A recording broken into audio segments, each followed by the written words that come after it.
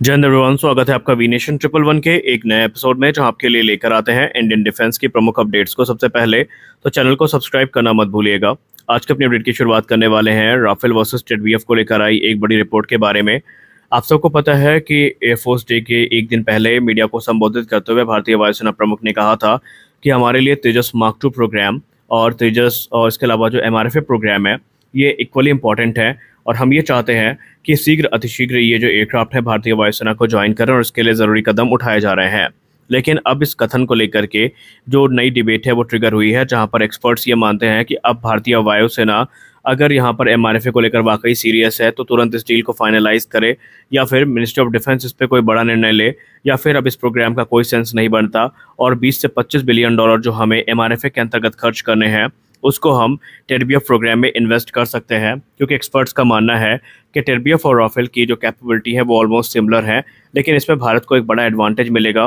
वो एडवांटेज ये होगा कि हमारे पास स्ट्रेटेजिक इंडिपेंडेंस होगी, हमारे पास इंडिजिनस डेवलपमेंट के ऑप्शन होंगे, अपग्रेड्स के ऑप्शन होंगे, इसके अलावा जो कॉमनैलिटी है वो भी हमें देखने को मिलेगी। एक्सपर्ट्स ये मानते हैं कि टेडबीएफ को लेकर जहाँ तक कहा जा रहा है कि अभी ये प्रोग्राम डिज़ाइन को लगभग पूरा कर चुका है, लेकिन अभी इसको जो मंजूरी है वो नहीं मिली है सीसीएस की, लेकिन ये बहुत जल्द मिल जाएगी। और ऐसे में एक्सपर्ट्स ये मानते हैं कि अगर आप इनकी कैपेबिलिटी को देखें तो इनमें जो थ्रस्ट होगा वो राफेल की तुलना में भी ज़्यादा होगा, क्योंकि राफेल के 2 इंजन जो है वो उनमें से प्रत्येक इंजन 75 न्यूटन का थ्रस्ट जनरेट करता है, जबकि टेडबीएफ में भी 2 इंजन देखने को मिलेंगे जो कि F414 होंगे, जिनमें से एक इंजन 98 न्यूटन का थ्रस्ट जनरेट करने में सक्षम होगा।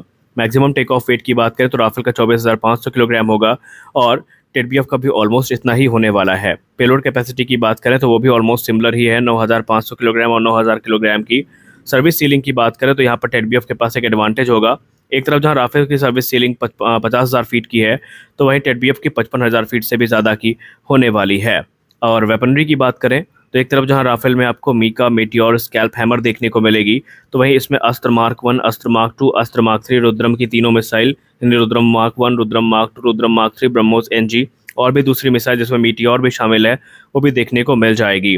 यूनिट कॉस्ट की बात करें तो एक एस्टिमेट है कि राफेल भारत को अब तकरीबन $100 मिलियन पर यूनिट के आसपास मिलेगा, तो वहीं टेडबीएफ भारत को 70 से लेकर $80 मिलियन पर यूनिट के आसपास देखने को मिल सकता है, अगर भारतीय वायुसेना सीरियसली इनको कंसीडर करती है। और इसीलिए एक्सपर्ट्स ये मानते हैं कि वो 18 से 20 बिलियन डॉलर जो हम विदेशी फाइटर एयरक्राफ्ट प्रोग्राम के लिए खर्च करना चाहते हैं, अब यह सही समय है कि हम उन्हें अपने इंडिजिनस प्रोग्राम में खर्च करें, ताकि ये हमारे लिए ज़्यादा एडवांटेजियस साबित हो। लेकिन आपको बता दें कि इसका मतलब ये नहीं है कि टेडबीएफ हमें 2030 तक देखने को मिल जाएंगे।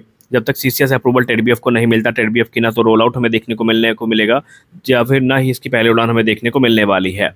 तो ऐसे में दोनों डिसीजन इस समय की डिमांड करते हैं, और अब ये भारत के ऊपर है। हमारी अगली बड़ी अपडेट आ रही है French speaking military online portal Avions Legendaires की रिपोर्ट को लेकर के। French speaking military online portal जो है एवियंस लेजेंडरीज, उन्होंने अपने रिपोर्ट में ये कहा है कि लॉकहीड मार्टिन का जो F-21 है ये उनका सबसे बड़ा चैलेंजर होगा एमआरएफए में। उनके ऐसे कहने के पीछे की एक बड़ी वजह भी है। उन्होंने कहा कि जो 114 फाइटर एयरक्राफ्ट की खरीद भारत करना चाहता है, उसमें फ्रांस अपने राफेल को काफ़ी खुल के ऑफर कर रहा है, और उसमें भारत को बहुत सारी टेक्नोलॉजीज़ भी ऑफर की जा रही हैं। लेकिन उनको इस चीज़ का डर भी है कि इस पूरे टेंडर में सबसे बड़ा कॉम्पिटिटर जो उनका है वो है F-21, और रिपोर्ट्स ऐसे ही नहीं सामने आई हैं। दरअसल आपको बता दें कि F-21 को लेकर के उनका ये मानना है कि ये एयरक्राफ्ट काफ़ी एडवांस भी है, सिंगल इंजन फाइटर है, और ये भारत इसलिए नहीं खरीदेगा क्योंकि ये सिंगल इंजन फाइटर है या काफ़ी एडवांस है, बल्कि उनका ये मानना है कि अमेरिका भारत के ऊपर लगातार जो डिप्लोमेटिक प्रेशर है वो बना रहा है। अमेरिका भारत को विवश कर रहा है कि भारत इन एयरक्राफ्ट को खरीदे, और उनको इस बात का डर है कि कहीं भारत दबाव में यह निर्णय ले ना ले, क्योंकि उनका ये मानना है कि अमेरिका ने पहले भी इस प्रकार के हथकंडे अपनाए हैं, चाहे वो ताइवान की डील हो या फिर दूसरे देशों के साथ, जहां पर वो अपने प्लेटफॉर्म को बेचने में सफल हुए हैं। आपको बता दें कि भारत पहले ही 36 की संख्या में राफेल फाइटर्स को ऑपरेट करता है, और 26 की संख्या में एडिशनल जो हैं ये भारतीय नौसेना के द्वारा यूज़ किए जाएंगे। लेकिन अभी तक अमेरिकी फाइटर एयरक्राफ्ट भारतीय वायुसेना के बेड़े में जगह नहीं बना पाए हैं, और यही चीज़ अमेरिका को काफ़ी ज़्यादा अटक रही है, और इसी के चलते अमेरिका लगातार भारत के ऊपर जो डिप्लोमेटिक प्रेशर है वो बना रहा है। आपको याद होगा हाल ही में रिपोर्ट सामने आई थी जहां पर F-35 से भारत का नाम जोड़कर देखा जा रहा था, लेकिन उसी बीच अमेरिकी नौसेना के अधिकारी ने या वायुसेना के अधिकारी ने कंफर्म कर दिया कि भारत के लिए सिर्फ एक ही एयरक्राफ्ट का ऑफर इस समय एक्टिव है, और वो है F-21, और इसके अलावा फिलहाल F-35 को लेकर भारत को कोई विचार भी नहीं किया जा रहा है। तो ऐसे में देखना ये इंटरेस्टिंग हो जाता है कि फ्रांस की मीडिया का ये दावा कितना ज़्यादा पुख्ता है, और क्या हमें कोई बड़ा उलटफेर देखने को मिल सकता है, ये भी चीज़ें काफ़ी यहाँ पर इंटरेस्टिंग होने वाली हैं। लेकिन मोटे तौर पर बात करें तो इस समय चाहे F-21 हो, चाहे राफेल हो, कोई भी एयरक्राफ्ट हो, लेकिन ज़रूरी ये है कि इसको लेकर निर्णय आए। सिर्फ यहाँ पर बात से भारतीय वायुसेना की ताकत बढ़ने नहीं वाली है। हमारी अगली बड़ी अपडेट आ रही है तेजस मार्क 1A प्रोग्राम को लेकर। हाल ही में आपने वो रिपोर्ट तो सुनी थी डेनिश मीडिया की, जहां पर ये कहा गया था कि डेनिश गवर्नमेंट ने तेजस के इंजन का एक इम्पॉर्टेंट कंपोनेंट जो है वो सप्लाई करने से मना कर दिया है और उसको उन्होंने ब्लैक लिस्ट कर दिया है। और उसके बाद से एक जो बड़ा चर्चा था वो शुरू हुआ था इंडियन डिफेंस गलियारे में कि अब भारत का क्या होगा, क्या पूरा का पूरा जो तेजस प्रोग्राम है ये बाधित हो जाएगा। दरअसल हम बात कर रहे हैं यहाँ पर जो इंजन चार्ज एम्पलीफायर है उसकी। आपको याद होगा हाल ही में डेनिश गवर्नमेंट के द्वारा इसे एक्सपोर्ट ब्लैकलिस्ट में डाला गया था, ताकि उनको ये लग रहा था कि रशिया यूक्रेन के बीच में जो युद्ध चल रहा है उसमें इसको री एक्सपोर्ट किया जा रहा है रशिया को।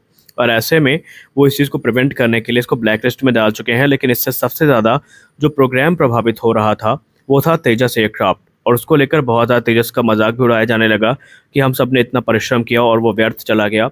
लेकिन ऐसा बिल्कुल भी नहीं है। दरअसल इस कठिन स्थिति से, इस कठिन सिचुएशन से हमें बाहर निकालने का काम भारत की एक कंपनी जिसका नाम है वर्चास एरोस्पेस, जो कि बेंगलुरु बेस्ड कंपनी है, उनके द्वारा ये जिम्मेदारी उठाई गई है। और इन्हें हिंदुस्तान एरोनॉटिक्स लिमिटेड के द्वारा सेलेक्ट किया गया है, जहां पर ये इस क्रिटिकल कंपोनेंट्स का निर्माण कर रहे हैं, या क्रिटिकल कंपोनेंट का निर्माण कर रहे हैं। और ये है इंजन चार्ज एम्पलीफायर। अब अगर हम रिपोर्ट की बात माने तो यहाँ पर जो टेस्टिंग प्रोटोटाइप है ये ऑलरेडी जो प्रोटोटाइप की टेस्टिंग है ये ऑलरेडी शुरू हो चुकी है। और एक बार चीज़ें जब अप्रूव कर दी जाएंगी तो जो फाइनल डिज़ाइन है ये प्रोडक्शन में उतार दी जाएगी और इनकी डिलीवरी शुरू कर दी जाएगी।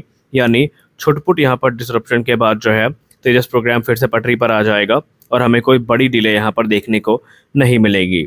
अब वो लोग जो ये बोल रहे थे कि हम पब्लिक और प्राइवेट सेक्टर के वेंचर को इतना ज़्यादा तवज्जो क्यों दे रहे हैं, क्यों HAL सारा काम अकेले नहीं कर पा रही है, तो उनके लिए ये जवाब है क्योंकि यहाँ पर पब्लिक और प्राइवेट सेक्टर का जो वेंचर है वो हमें यही एक एडवांटेज देगा कि किसी भी विषम परिस्थिति में हमें जो सपोर्ट है वो तत्काल तौर पर मिल पाएगा। अन्यथा अगर हम सिर्फ पब्लिक सेक्टर पर डिपेंडेंट रहे तो चीज़ें उतनी रफ्तार से आगे नहीं बढ़ेंगी जितना कि उनको बढ़ना चाहिए, और इसका प्रमाण यहाँ पर देखने को मिल रहा है।